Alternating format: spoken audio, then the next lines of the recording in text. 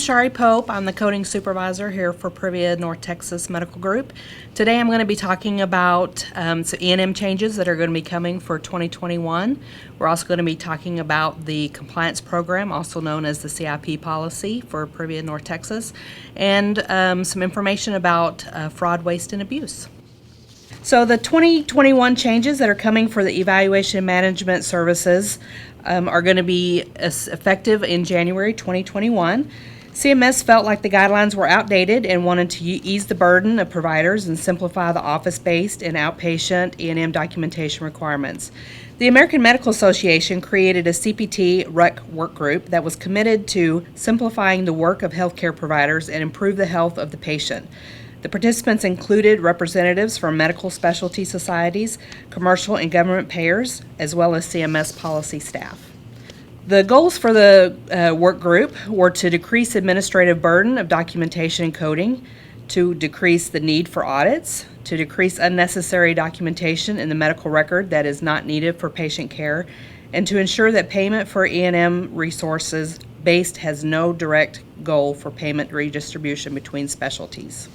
Some of the summaries of the changes will be the deletion of CPT code 99201, and then there will be revisions of CPT codes 99202 through 99215.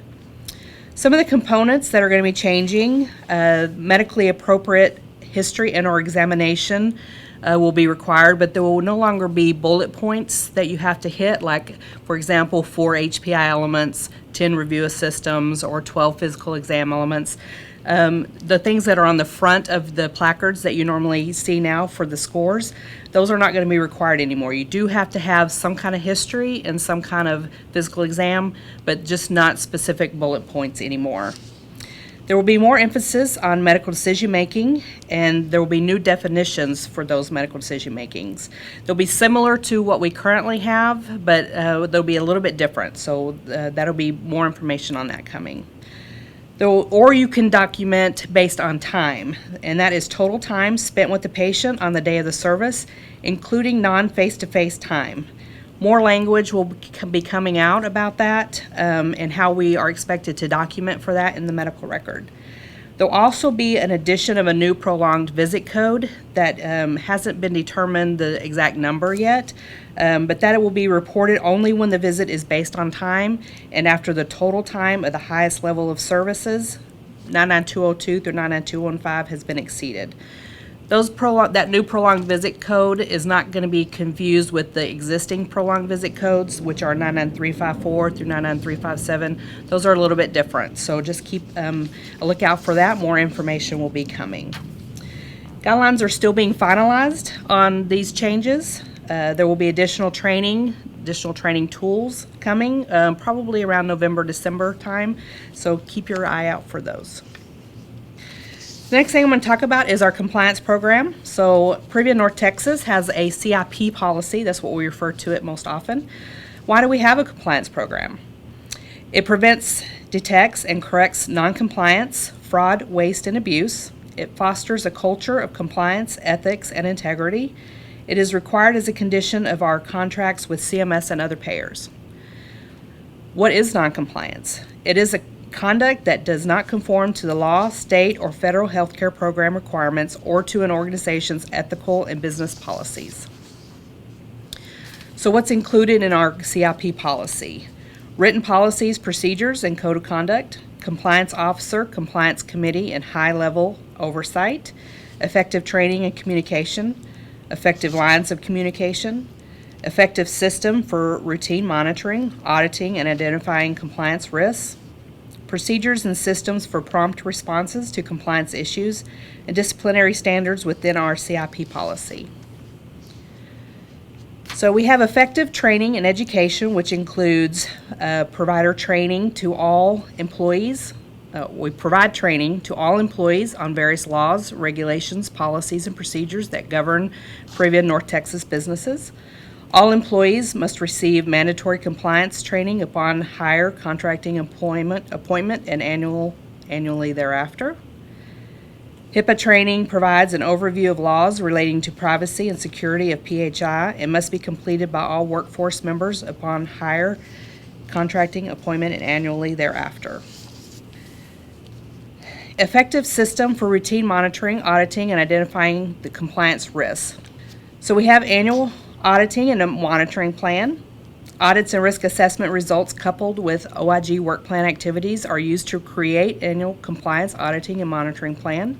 Routine and ad hoc audits. So we do conduct compliance conducts routine and ad hoc audits and monitoring to identify risk areas for noncompliance. We also have annual risk assessments. Compliance conducts annual risk assessments to identify areas of the businesses that are at high risk for noncompliance. And then there's the OIG work plan review. And compliance periodically reviews risks identified by the Office of Inspector General work plan. Procedures and responses to compliance issues include the following. We have investigations. We do annual chart audits for all physicians and APPs.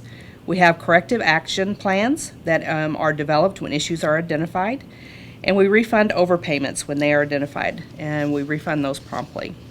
So what happens once noncompliance is detected? Once noncompliance has been detected, it must be promptly corrected. Internal monitoring and audits will continue to ensure no reoccurrence of the same noncompliance, maintain ongoing compliance, and effective internal controls are in place. So what should you do if you become aware of a compliance issue? You may contact the compliance team to ask questions, seek guidance, voice concerns, and report incidents of actual or potential noncompliance. You can report to your immediate supervisor or manager. You can also call Jason Copeling at 817-740-8507, or you can call myself at 817-740-8412. And of course, you can do that without fear of retribution. My next topic is about preventing fraud, waste, and abuse. Fraud is acting knowingly and willfully to obtain something of value through intentional misrepresentation or concealment of material facts. Fraud requires intent to obtain payment and knowledge that the actions were wrong. Waste includes the incurring unnecessary costs as a result of deficient management practices or controls. And abuse describes practices that either directly or indirectly result in unnecessary costs to healthcare programs. So examples of fraud, waste, and abuse are, for fraud, it is knowingly billing for services not furnished or supplies not provided, including billing Medicare for appointments that the patient failed to keep, knowingly altering claim forms or medical records to receive higher payment, or accepting bribes and kickbacks from vendors in exchange for using their products and services. Waste would be conducting excessive office visits or writing excessive prescriptions, prescribing more medication than necessary for the treatment of a specific condition, or ordering excessive lab tests. Abuse would be unknowingly billing for unnecessary medical services, unknowingly misusing codes on a claim such as upcoding or unbundling codes, or unknowingly charging excessively for services or supplies. The False Claim Act, also known as the FCA, protects, penalizes, and punishes. The FCA protects the government from being overcharged for goods or services by prohibiting the submission of false or fraudulent claims to the government. They also penalize false claims, results in criminal penalties, including fines, imprisonment, or both. Or you can be punished if you act with deliberate ignorance or reckless disregard of the truth. You do not have to intend to defraud the government to violate the FCA. False claims include claims where the services are not rendered, where the services are upcoded, whether the services are not medically necessary, or they're performed by unlicensed or underprivileged providers. They're not supported by the patient's medical record. They're already covered under another claim. Not provided with accepted clinical standards, which mean quality of care, a claim resulting from violation of the anti-kickback statute or Stark law. The anti-kickback statute prohibits knowingly and willfully soliciting, receiving, offering, or paying remuneration in exchange for referrals of federal health care program businesses. Prohibited kickbacks can be bribes or rebates in cash or in kind and include items such as cash for referrals, free rent for medical offices, free clerical staff, or routinely waiving copays to Medicare and Medicaid patients.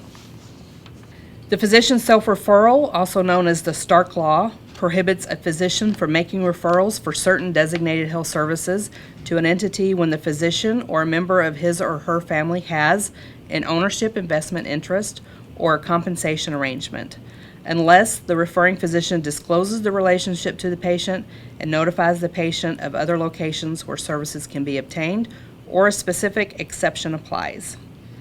Financial relationships with referring physicians must be documented, and systems must be in place to ensure that payments are properly structured.